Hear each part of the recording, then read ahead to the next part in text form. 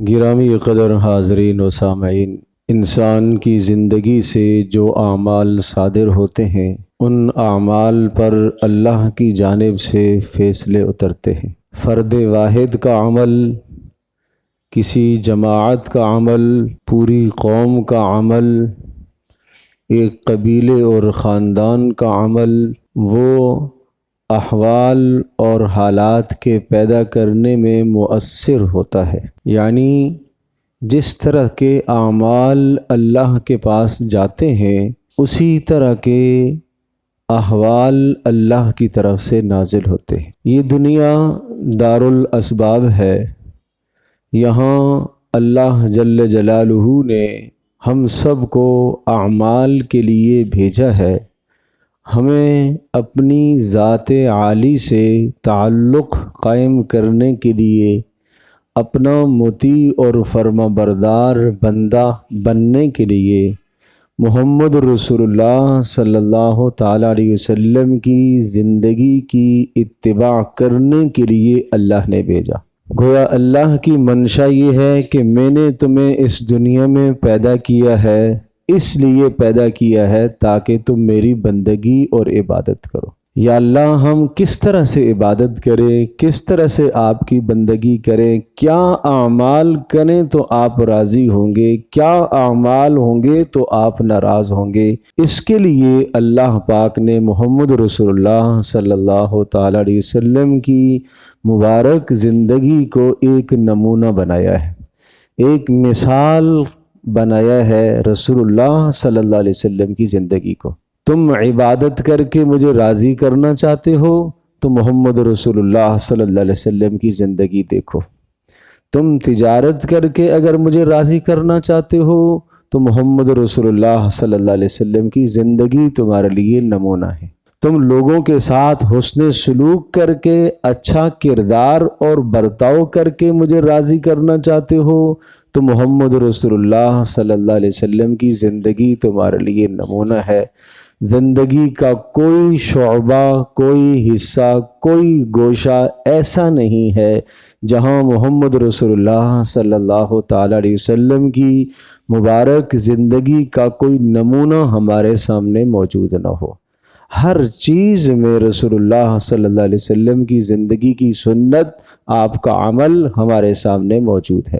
جب بندہ اللہ کی فرما برداری اور محمد رسول اللہ صلی اللہ تعالیٰ علیہ وسلم کی اتباع پر چلتا رہتا ہے تو اللہ اس سے خوش رہتا ہے، اللہ اس سے راضی رہتا ہے۔ اور جب بندہ اس طریقے سے ہٹ جاتا ہے، اللہ کی فرما برداری سے ہٹ جاتا ہے، یا اللہ کی فرما برداری کرنا چاہے لیکن اپنے طریقے پر کرنا چاہے، محمد رسول اللہ صلی اللہ تعالیٰ علیہ وسلم کی سنت سے ہٹ جاتا ہے، تو اسی کا نام گناہ اور نافرمانی ہے، اس پر اللہ ناراض ہوتا ہے۔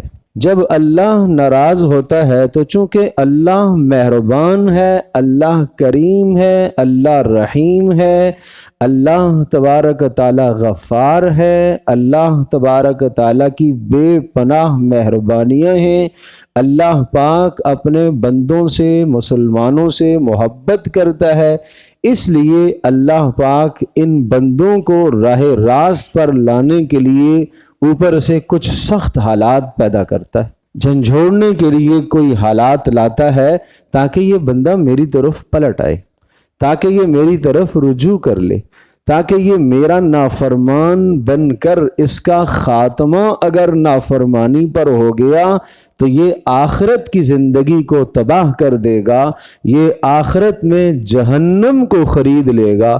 تو اللہ چونکہ مہربان ہے اس لیے اللہ جھنجھوڑنے کے لیے گاہے بگاہے حالات لاتا رہتا ہے، اور کبھی سخت حالات اجتماعی طور پر حالات پیدا کر دیتا ہے، انفرادی طور پر حالات پیدا کر دیتا ہے، شخصی طور پر حالات پیدا کر دیتا ہے، مشکل میں انسان مبتلا ہو جاتا ہے۔ در حقیقت وہ مشکل میں قوم کا مبتلا ہونا، فرد کا مبتلا ہونا، سب کے سب کا مبتلا ہونا اس لیے ہوتا ہے تاکہ یہ بندے اللہ کی طرف رجوع کر لے۔ صاف صاف قرآن میں ارشاد فرمایا وَلَنُذِيقَنَّهُم مِّنَ الْعَذَابِ الْأَدْنَىٰ دُونَ الْعَذَابِ الْأَكْبَرِ، نافرمانوں کو بڑا عذاب تو ہم آخرت میں دیں گے، کافروں کو، نافرمانوں کو بڑا عذاب تو ہم آخرت میں دیں گے، البتہ اس بڑے عذاب سے پہلے پہلے دنیا میں ہم چھوٹے چھوٹے عذاب لاتے رہتے ہیں، لعلہم یرجعون، تاکہ یہ ہماری طرف واپس آ جائیں، تاکہ یہ لوٹ کے آ جائیں۔ چھوٹے عذاب کیا ہوتے ہیں؟ بیماریوں کا مسلط ہو جانا، ایک ہی لمحے، ایک ہی وقت میں پورا کا پورا ملک، پوری بستی، پورا علاقہ کسی بیماری میں مبتلا ہو جائے، یہ اللہ کی طرف سے حال آیا ہے تاکہ بندے اللہ کی طرف رجوع کر لے۔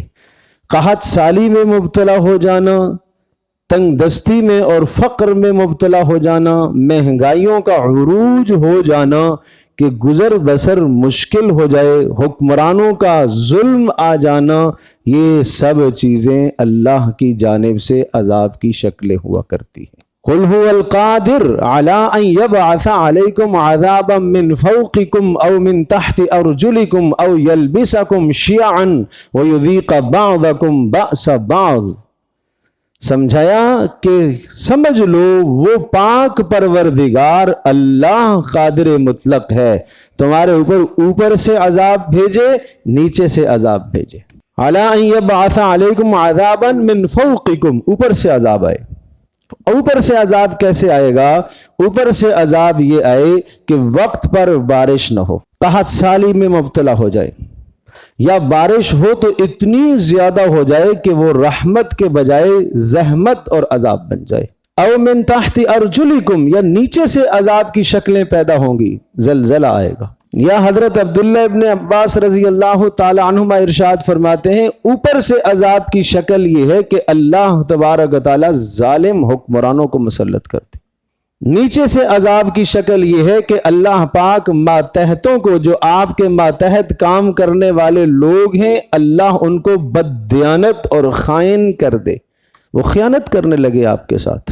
او یلبسکم شیعا ویذیق بعضکم بأس بعض، یا تم آپس میں اللہ تمہیں ایسا بھڑوا دے، ایسا لڑوا دے کہ تم میں سے بعض کی موت کا ذریعہ بننے لگ جائیں، بھائی بھائی کو کاٹنے لگ جائے، بھائی کو بھائی سے خوف آنے لگ جائے، بھائی کو بہن سے اور بہن کو بھائی سے اور پڑوسی کو پڑوسی سے اور رشتہ دار کو رشتہ دار سے خوف آنے لگ جائے، یہ میرے عذاب کی شکل ہے، اللہ کا یہ ارشاد ہے۔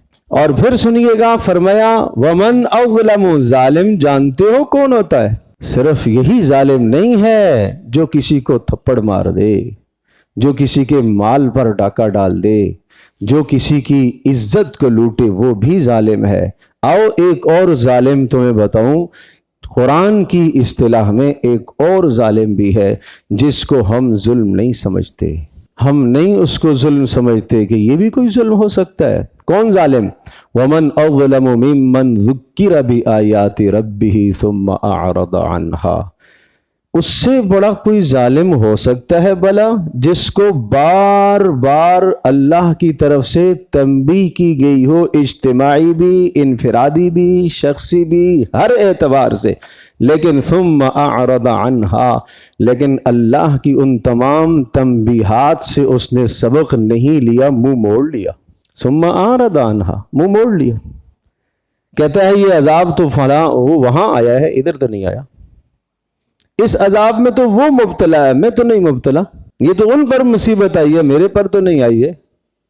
ذرہ برابر جوں بھی نہ رینگی اور ذرہ برابر اس کی زندگی میں کوئی انقلاب، کوئی تبدیلی نہ آئی، کوئی عذاب دیکھ کر، کوئی ناگہانی موت دیکھ کر، کوئی آفت دیکھ کر، کوئی مصیبت دیکھ کر اس کی زندگی میں کوئی فرق نہیں آیا۔ فرمایا اس سے بھی بڑا کوئی ظالم ہو سکتا ہے؟ اِنَّا مِنَ الْمُجْرِمِينَ مُنْتَقِمُونَ، فرمایا پھر ایسے مجرموں سے ہم انتقام لیتے ہیں۔ اللہ کہہ رہا ہے اِنَّا مِنَ الْمُجْرِمِينَ مُنْتَقِمُونَ، ایسے مجرموں سے پھر ہم انتقام لیتے ہیں۔ بھائی اللہ جب انتقام لینے پر آ جائے تو اس کے انتقام سے کون بچ سکتا ہے؟ اللہ رحیم ہے، اللہ رحمان ہے، اللہ مہربان ہے، اللہ کریم ہے، یہ سب صفات اللہ کی ہیں، لیکن اللہ کی ایک صفت منتقم، انتقام لینے والا بھی ہے، قہار، یہ بھی اللہ کی صفت ہے۔ تو جب انسان نافرمانی پہ اترتا ہے، بغاوت پہ اترتا ہے، سرکشی پہ اترتا ہے، تو پھر اللہ تبارک و تعالیٰ کی صفت انتقام جوش میں آتی ہے پھر۔ تو اس لیے میرے عزیز دوستوں اور بزرگوں، کیا کہا، اس سے بڑا کوئی ظالم ہو سکتا ہے کہ جس کے سامنے سینکڑوں اللہ کی جانب سے تنبیہات آئی ہوں، لیکن اس نے ان تنبیہات پر غور نہ کیا ہو اور اپنی زندگی کو نہ بدلا ہو اور گناہوں کو نہ چھوڑا ہو اور نافرمانی کو نہ چھوڑا ہو، پھر بھی اپنی پرانی روش پر، پرانے ڈگر پر چلتا رہا ہو، اس سے بڑا کون ظالم ہے؟ اب ایک حدیث سناتا ہوں، اس حدیث کو سننے کے بعد ہم میں سے ہر آدمی اپنا تجزیہ کر لے۔ پیارے پیغمبر صلی اللہ تعالی علیہ وسلم کے مبارک ارشادات اور قرآن کریم کی بہت ساری آیات مثل آئینے کے ہیں۔ جیسے آدمی آئینے میں اپنا چہرہ دیکھتا ہے اور چہرہ دیکھ کر انسان اس کے صاف ہونے کا فیصلہ کرتا ہے، دبے اتارتا ہے، اور پھر اس کے بعد پھر سے دیکھتا ہے، پھر سے دیکھتا ہے، بالکل اسی طرح سے کچھ آیات اور احادیث ایسی ہیں جو آئینے کی طرح ہیں۔ اپنی زندگی ان آیات کے سامنے، ان احادیث کے سامنے اپنی زندگی کو پیش کرو، ان کو سامنے رکھو اور پھر پرکھو، اپنے آپ کو دیکھو کہ میں اس کے مطابق ہوں۔ پیارے پیغمبر صلی اللہ تعالی علیہ وسلم نے ارشاد فرمایا، حدیث قدسی نقل فرمائی ہے، عن ابی الدرداء رضی اللہ تعالی عنہ قال قال رسول اللہ صلی اللہ تعالی علیہ وسلم ان اللہ تعالی یقول، اللہ تبارک تعالی یہ ارشاد فرماتا ہے، انا اللہ لا الہ الا انت، انا اللہ لا الہ الا انا، سن لو، میں وہ ذات ہوں میرے سوا کوئی بھی کائنات میں بندگی کے لائق نہیں ہے۔ سن لو، میں وہ ذات ہوں کہ کائنات میں میرے سوا کوئی ایسا نہیں ہے جس کے سامنے سجدہ کیا جائے۔ سن لو، کائنات میں میرے سوا کوئی ایسا نہیں ہے جس سے آس اور امید لگائی جا سکے۔ انا اللہ لا الہ الا انا، میں ہی تو ہوں۔ اللہ اپنی الوہیت کا، اپنے الہ اور رب ہونے کا، اپنے معبود اور مسجود اور مقصود ہونے کا اللہ اعلان کر رہا ہے۔ اگلا جملہ سنیے، ارشاد فرمایا، انا مالک الملوک، میں بادشاہوں کا بادشاہ ہوں، اللہ کہہ رہا۔ اس میں کوئی شک ہے؟ نہیں، بے شک اللہ بادشاہوں کا بادشاہ ہے۔ قیامت میں جب ساری کائنات فنا ہو جائے گی، پھر اللہ آواز لگائے گا، این الملوک، کہاں ہیں بادشاہ؟ دنیا پر حکمرانی کرنے والے کہاں گئے؟ این الجبابرہ، بڑے بڑے جابر اور ظالم کہاں ہیں؟ پھر اللہ پاک خود ارشاد فرمائے گا، لمن الملک اليوم، بتاؤ نا آج سلطنت اور بادشاہت کس کی ہے؟ آج قبضہ اور اختیارات اور قدرت آج کس کے پاس ہے؟ کوئی جواب نہیں دے گا، اللہ خود جواب ارشاد فرمائے گا، للہ الواحد القہار، آج ساری سلطنت اس ایک اللہ کے لیے ہے جو اکیلا ہے، جو غلبے والا ہے، جو ساری کائنات پر، ساری مخلوق پر، بر و بحر پر، انسانوں اور جنوں اور حیوانات اور ملائکہ پر، سب مخلوقات پر مکمل کنٹرول رکھتا ہے۔ اللہ اکبر۔ وما قدر اللہ حق قدری والارض جمیعا قبضته یوم القیامہ، جب ہم کوئی چیز اپنی مٹھی میں لے لیتے ہیں، پکڑ لیتے ہیں مضبوطی کے ساتھ، فرمایا قیامت کے دن ساری زمینیں اللہ کی مٹھی میں یوں ہوگی۔ والسماوات مطویات بیمینی، اور سارے کے سارے آسمان اپنی ہیبت اور جلال کے ساتھ اور اپنی وسعت اور لمبائی اور چوڑائی کے ساتھ اللہ کے ہاتھ میں، اللہ کی مٹھی میں ہوں گے۔ سبحانہ، ارے وہ اللہ تو شرک سے پاک ہے، وہ شرک سے پاک ہے، وہ شریک سے پاک ہے۔ آسمانوں میں اس کا کوئی شریک نہیں، زمینوں میں اس کا کوئی شریک نہیں، کسی شے میں اس کا کوئی شریک نہیں، وہ اکیلا وحدہ لا شریک ہے۔ تو وہ اعلان کر رہا ہے کہ انا مالک الملوک، میں ہوں بادشاہوں کا بادشاہ، و ملک الملوک، اور میں شہنشاہ ہوں، سب سے بڑا بادشاہ ہوں، میں ہی ہوں۔ یہ اللہ کا اعلان ہے۔ اگلی بات سنیے، قلوب الملوک فی یدی، ساری دنیا کے ارباب اقتدار کے، جو آدمی لاکھوں کروڑوں پر اربوں پر حکومت کر رہا اس کے بھی، اور جس کے ماتحت 6 8 10 آدمی کام کرنے والے اس کے بھی، سب کے دل میرے قبضہ قدرت میں ہیں۔ اور اگلی بات سنیے گا، ارشاد فرمایا وَإِنَّ الْعِبَادَ إِذَا أَطَاعُونِي حَوَّلْتُ قُلُوبَ مُلُوكِهِمْ عَلَيْهِمْ بِالرَّحْمَةِ وَالرَّأْفَةِ، جب یہ میرے بندے میری اطاعت کرتے ہیں، میری فرما برداری کرتے ہیں، میری بات مانتے ہیں، میری نافرمانی سے اپنے آپ کو بچاتے ہیں، ظلم اور زیادتی سے بچاتے رہتے ہیں، اگر گناہ ہو جائے تو فوری توبہ کرتے رہتے ہیں، رجوع کرتے رہتے ہیں، پلٹتے رہتے ہیں میری طرف، تو میں کیا کرتا ہوں، حولت قلوبہم، میں ان بادشاہوں کے دل ان لوگوں کی طرف مائل کر دیتا ہوں، اور بادشاہوں کے دلوں میں رعایا کا پیار اور محبت ڈال دیتا ہوں۔ پھر یہ بادشاہ اپنی رعایا سے اور اپنے ماتحتوں سے بے پناہ محبت کرنے لگ جاتے ہیں، اور ان کی ضروریات کو پورا کرتے ہیں، اور خود مشقتوں میں اور تکلیفوں میں اور مصیبتوں میں پڑ کر اپنے ماتحتوں کی ضروریات کو پورا کرتے ہیں۔ کیوں؟ اس لیے کہ ان کے دلوں میں نے تمہارے اوپر رحم کرنے کا جذبہ میں نے ڈالا ہوا ہے، مہربانی کا، چونکہ مہربان میں ہوں، اور میں نے ان بادشاہوں کے دلوں میں تمہارے اوپر مہربانی اور شفقت اور پیار کرنے کا جذبہ میں نے ڈالا ہوا ہے، تمہاری ضروریات کو پورا کرنے کا جذبہ میں نے ڈالا ہوا ہے، تمہارے ایک غریب پر اس بادشاہ کی نیند خراب ہو جائے، حرام ہو جائے، یہ جذبہ میں نے ڈالا ہوا ہے، تمہاری تکلیف اور دکھ اور درد کو وہ بادشاہ، ارباب اقتدار، حکمران، تمہارے سے اوپر جو آدمی ہے، وہ تمہاری تکلیف کو اپنی تکلیف سمجھے، تمہارے گھر کی تکلیف کو اپنی تکلیف سمجھے، تمہارے بچوں کی تکلیف کو اپنے بچوں کی تکلیف سمجھے، یہ جذبہ میں نے ڈالا ہوا ہے۔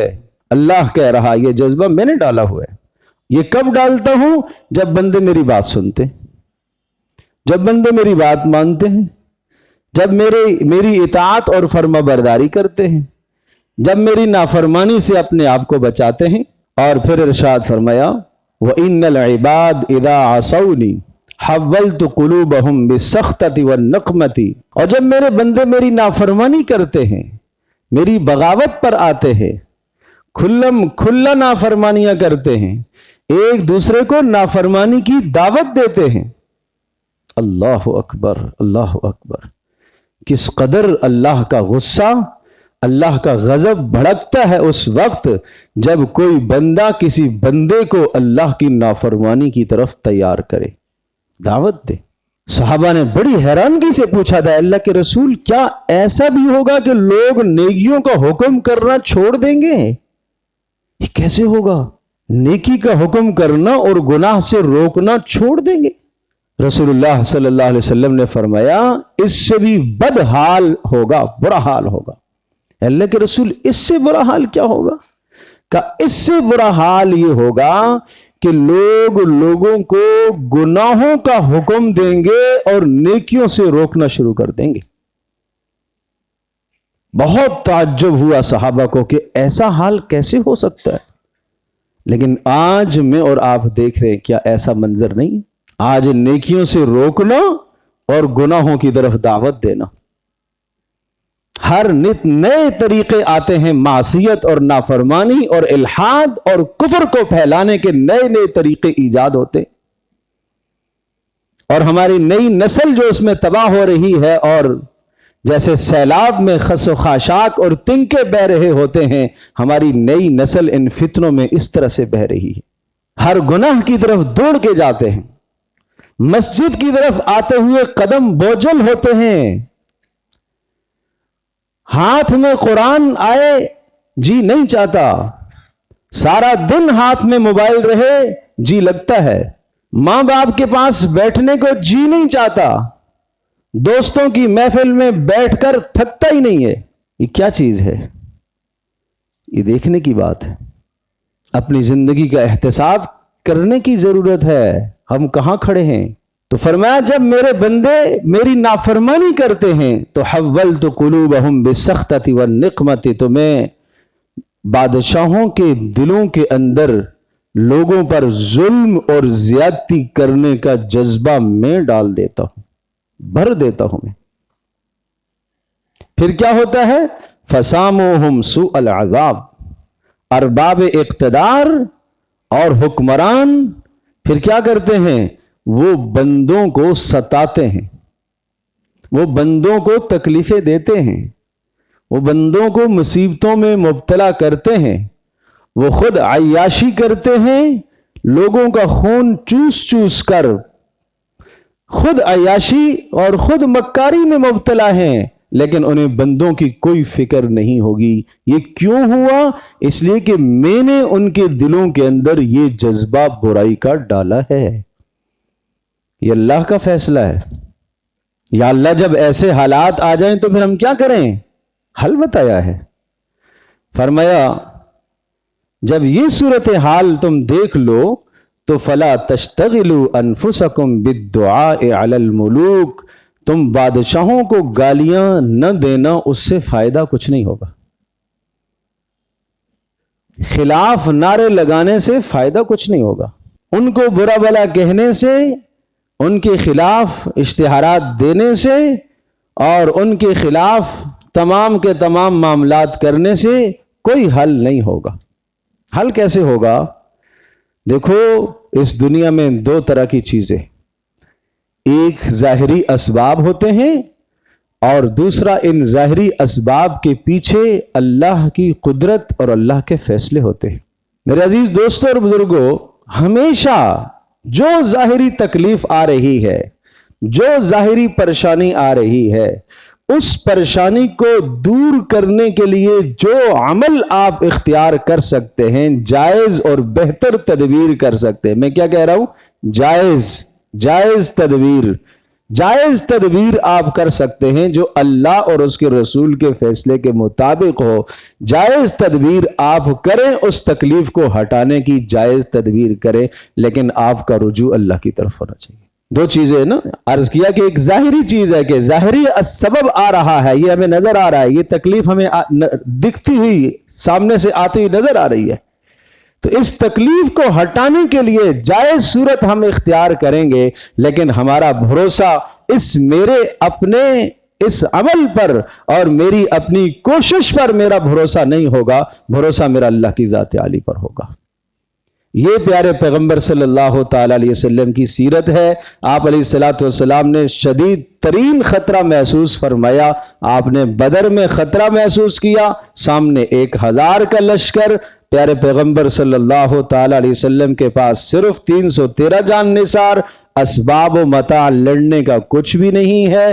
پیارے پیغمبر صلی اللہ تعالی وسلم ساری رات اللہ کے سامنے سجدے میں پڑے رہے۔ خندق کا موقع آیا، ظاہری اسباب یہ تھے کہ دشمن کا حملہ روکنا تھا، آپ نے خندق کھدوا دی، بڑی خندق کھدوا دی تاکہ یہاں سے دشمن حملہ آور نہ ہو سکے، تاکہ گھوڑا لے کر اس کو کوئی پار نہ کر سکے، اتنی گہری اور اتنی لمبی اور اتنی چوڑی خندق آپ نے کھدوا دی۔ یہ ظاہری سبب تھا، لیکن پیارے پیغمبر صلی اللہ تعالی علیہ وسلم نے کسی بھی جگہ پر ظاہری سبب پر بھروسہ اور توکل نہیں کیا، توکل اور بھروسہ ہمیشہ اللہ کی ذات پر کیا۔ جتنے بڑے سے بڑے اسباب جمع ہو گئے، پیارے پیغمبر صلی اللہ تعالی علیہ وسلم نے اپنے رب کی طرف رجوع کرنا نہیں چھوڑا۔ اسباب ہوئے جب بھی اللہ کی طرف رجوع رہا، اسباب نہ ہوئے جب بھی اللہ کی طرف جو مسبب الاسباب ہے اس کی طرف رجوع رہا۔ یہ عمل ہے ہمارے لیے۔ یہ سیرت ہے رسول اللہ صلی اللہ علیہ وسلم کی۔ تو ارشاد فرمایا کہ جب تم ایسے حالات دیکھو تو پھر تم بادشاہوں کو گالیاں نہ دو اور ان کو برا بلا نہ کہو، کیا کرو؟ وَلَكِنْ أَشْغِلُوا أَنفُسَكُمْ بِالذِّكْرِ وَالتَّضَرُّعِ، کہ تم اپنے آپ کو میری یاد میں مشغول کرو اور میرے سامنے گڑ گڑانے میں مشغول ہو جاؤ۔ میری یاد کرو یعنی میرے احکام کو مانو اور میری نافرمانی سے بچو اور میرے سامنے اپنی ماضی پر توبہ کر لو، جو ہو گیا اس پر توبہ کر لو۔ تو پھر کیا ہوگا؟ فرمایا کہ کئی اکفیکم ملوککم، میں تمہارے بادشاہوں کے لیے میں کافی ہو جاؤں گا، میں ان کے دلوں کو بدل دوں گا۔ میرے عزیز دوستو اور بزرگو، اس سے بڑا ظاہر اور کیا پیغام ہو سکتا ہے؟ اللہ کی جانب سے اور کیا پیغام ہو سکتا ہے؟ تو اس وقت کے جو حالات چل رہے ہیں، ہم سب کی اجتماعی انفرادی ہر اعتبار سے ضرورت ہے ہم اللہ کی طرف رجوع کریں۔ بھائی سب سے پہلا کام تو یہ کرنے کا ہے اللہ سے اپنے گناہوں کی معافی مانگے، توبہ کریں، استغفار کریں۔ آپ یہ کہیں میں سب ٹھیک کام کرتا ہوں، میری زندگی اچھی گزر رہی ہے، میں نماز بھی پڑھتا ہوں، میں تلاوت بھی کرتا ہوں، میں روزہ، سب کچھ آپ کر رہے ہیں، پھر بھی آپ استغفار کریں۔ پیارے پیغمبر صلی اللہ تعالی علیہ وسلم سب نیک عمل کرنے کے باوجود فرما رہے میں روزانہ 100 مرتبہ اللہ سے اپنے گناہوں کی معافی مانگتا ہوں۔ ان کا کیا گناہ تھا؟ وما كان الله ليعذبهم وانت فيهم وما كان الله معذبهم وهم يستغفرون۔ جب تک لوگ استغفار کرتے رہیں گے، اللہ کا فیصلہ ہے، قرآن کی آیت بتا رہا ہوں، اللہ عذاب نہیں اتارے گا جب تک استغفار کرتے رہیں گے۔ تو یہ عذاب سے رکاوٹ ہے استغفار، چاہے گناہ ہے نہیں ہے، استغفار کرو۔ تو روزانہ 2 رکعت نماز توبہ پڑھنے کا اہتمام کیا کریں ہر آدمی، اور اللہ کے سامنے گڑ گڑا کر، ہاتھ اٹھا کر اپنے گناہوں کی، امت مسلمہ کے گناہوں کی اللہ سے معافی مانگا کرو کہ اللہ ہم سے جو کوتاہیاں ہوئی ہے اور ہماری ان کوتاہیوں کی وجہ سے اس وقت ملک کے جو حالات چل رہے ہیں، اے اللہ ہم اپنے گناہوں کی آپ سے معافی مانگتے ہیں۔ اے اللہ تو ناراض ہے، تو راضی ہو جا تو ہمارے حالات بہتر ہو جائیں گے۔ نمبر 2، لا الہ الا انت سبحانک انی کنت من الظالمین۔ اس آیت کا کثرت سے ورد کی، ایک ہے چلتے پھرتے، کچھ وقت بیٹھ کے پڑھا جائے اہتمام کے ساتھ۔ یہ وہ مبارک کلمہ ہے کہ حضرت یونس علیہ السلام ایک ایسی مصیبت میں اور مشکل میں پھنس گئے کہ جہاں سے نکلنا ناممکن تھا۔ ایک مچھلی کے پیٹ میں کوئی شخص چلا جائے، اور وہ بھی سمندری جانور ہے، خشکی کا جانور کوئی ہوتا تو پیچھے آدمی اس کے بھاگتا، پیٹ چاک کرتا، سمندر کا جانور ہے، کون پیچھے جائے گا؟ وہاں سے نکلنا ممکن نہیں ہے۔ دعا اس ناممکن کو ممکن بناتی ہے۔ حضرت یونس علیہ السلام کی دعا نے اس ناممکن کام کو ممکن بنا دیا۔ لا الہ الا انت سبحانک، اے اللہ تیرے سوا تو کوئی نہیں ہے نا، اے اللہ تو عیب سے پاک ہے، قصور میرا ہے، قصور میرا ہے۔ اس دعا کی برکت سے فاستجبنا لہ ونجیناہ من الغم، ہم نے یونس کو اس غم سے نکالا۔ وکذالک ننجی المؤمنین، اس طرح سے ہم ایمان والوں کو غموں سے نکالتے رہیں گے اس دعا کی برکت سے۔ بھائی اس لیے ایک صحابی نے سوال پوچھا، اللہ کے رسول یہ یونس علیہ السلام کے ساتھ خاص ہے یا سب کے لیے؟ کہا یہ نہیں پڑھا آگے اللہ نے کیا ارشاد فرمایا، وَكَذَلِكَ نُنْجِي الْمُؤْمِنِينَ، ہم ایمان والوں کو نجات دیتے رہیں گے۔ سب کے لیے ہے یونس علیہ السلام کا وظیفہ۔ اور دائیں بائیں وظائف کی طرف کیوں بھاگتے ہو؟ جو قرآن نے بتایا ہے اس پر آؤ۔ لا حول ولا قوت الا باللہ کثرت سے پڑھو۔ رسول اللہ صلی اللہ علیہ وسلم نے فرمایا 99 غموں کا حل ہے لا حول ولا قوت الا باللہ۔ حسبنا اللہ و نعم الوکیل، اس کا ورد کرو اور اللہ کی طرف رجوع کرو، اور نافرمانیوں کو اور گناہوں کو چھوڑو، اپنی ماضی کی زندگی کو بدل دو۔ میں پھر وہی بات دہراؤں گا، اس سے بڑا ظالم کون ہو سکتا ہے جس کے سامنے پے در پے اللہ کی طرف سے نصیحتیں اور تنبیہات آئیں اور ان تنبیہات سے آدمی سبق حاصل نہ کرے اور اپنی زندگی کو نہ بدلے؟ اس سے بڑا کون ظالم ہو سکتا ہے؟ اس ظلم سے اپنے آپ کو بچاؤ۔